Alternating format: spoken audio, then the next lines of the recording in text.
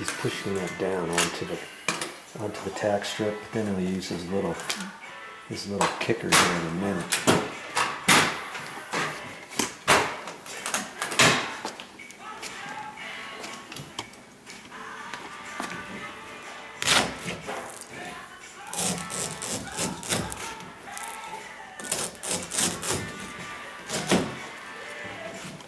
Mommy's like, make sure you don't get in his way. I said, I won't get in his way.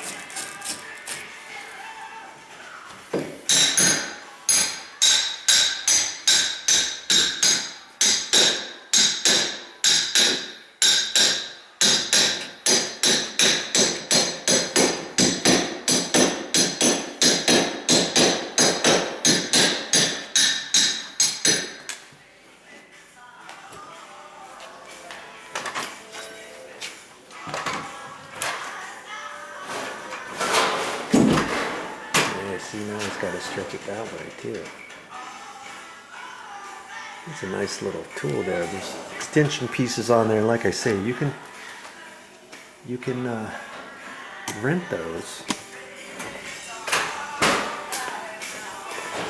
And if you rent something like that, it's gonna come in a case like this with all these little extensions and stuff.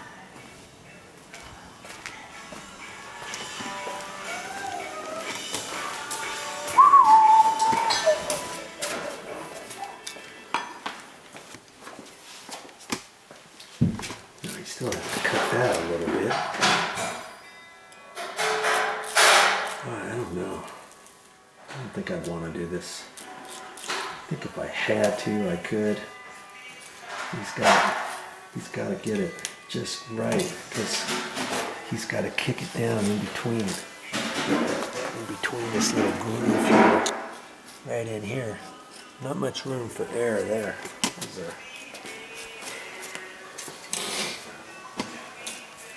My guess is he's going to fit it down in there and then re-stretch going that direction.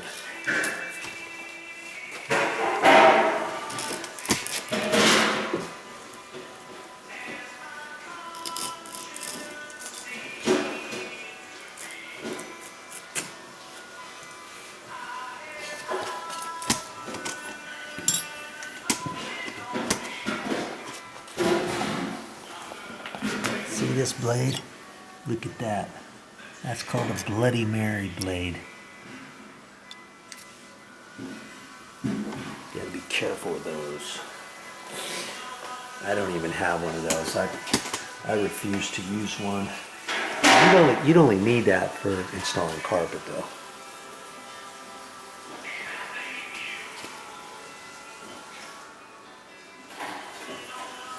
Okay. So this one in here is still drying. He's still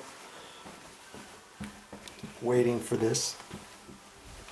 He'll do this after a while when I want to get that nice and set up. So he's got plenty of stuff to do. He's got to finish. He can finish all 3 of these other bedrooms before he gets back to doing that one with the seam in here. Oh, he's got another little tool. I guess this one's a little bit thinner. That tool's a little bit thinner than that thicker one that he's got. That's gonna be a nice little finished edge there. So he's got to spend a little time on that. Cool little tool.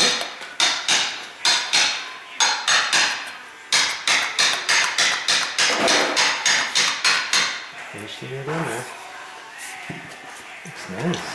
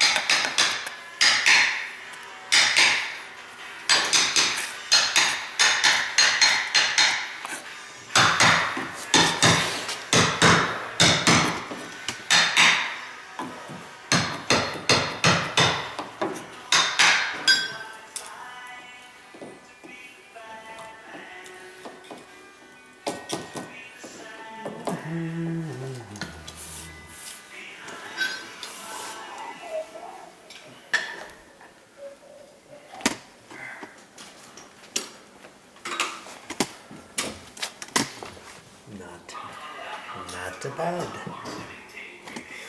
Okay, so see, he'll cut that, stretch that direction, and this direction. Got it. Once you get it, you've got to double check both areas and stretch it. Believe it or not, this carpet will stretch to a certain extent. You want to get it nice and tight. And can you re-stretch your carpets? If you've got some puckers or something, if your carpet still looks like it's in pretty good shape, yeah, you can get a carpet guy in there and re-stretch your carpet. I've seen it done. Hopefully it doesn't rip any of your seams apart. Sometimes, depending how many times you get your carpets cleaned, shampooed and stuff, and you know, you do that a few times, you might have a tendency of that stretching your carpet. Or if you have some traffic areas down, you know, if you had carpet down here, if you got a hallway or something, maybe you get some ripples, or you get a big old huge wide open room underneath your dining room table or around there where your chairs are and stuff. Maybe you see some buckles. Well, call up a carpet guy and have him come out and re-stretch your carpets.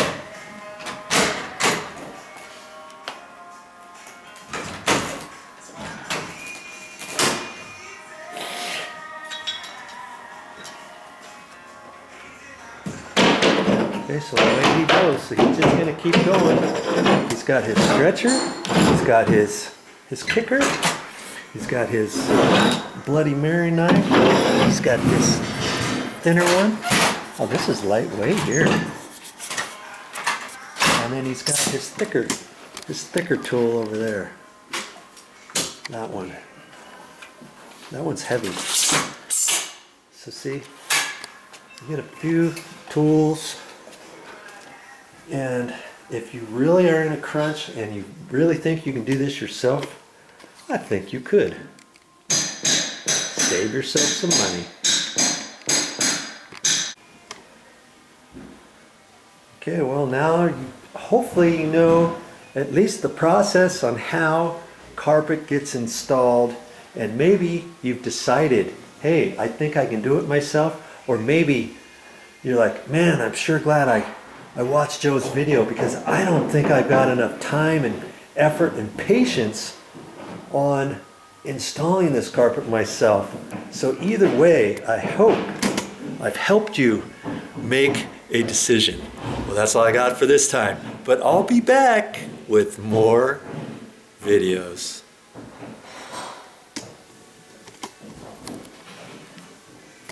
All right, time to get some more painting done. Day 58. Feels like it, doesn't it? Oh. What are you doing anyways? Look at that. She's wiping it down. She's not even answering me, but this is what she's doing. Old English. Here it is. Scratch cover for dark woods. Old English is a reviver. It revives.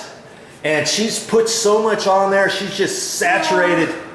She's saturated the whole thing, and she's wiping it on there. And actually, she's done a really good job. Look at these cabinets.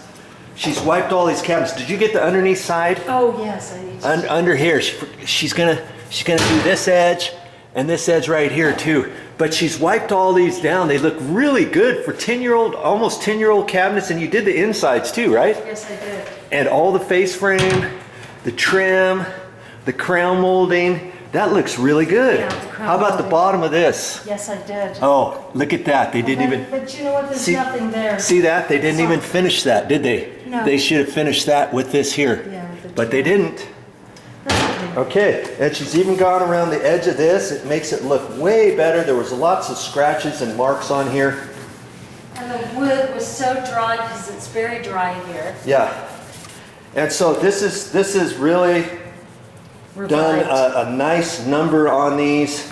And it's a good thing. If you got stained cabinets, try Old English. And I always use the one for dark. Scratch cover for dark woods. And if you got a scratch on a cabinet, it works really good for that too. I think they might even have this in a lighter. They do. A lighter got shade it. too. So I you got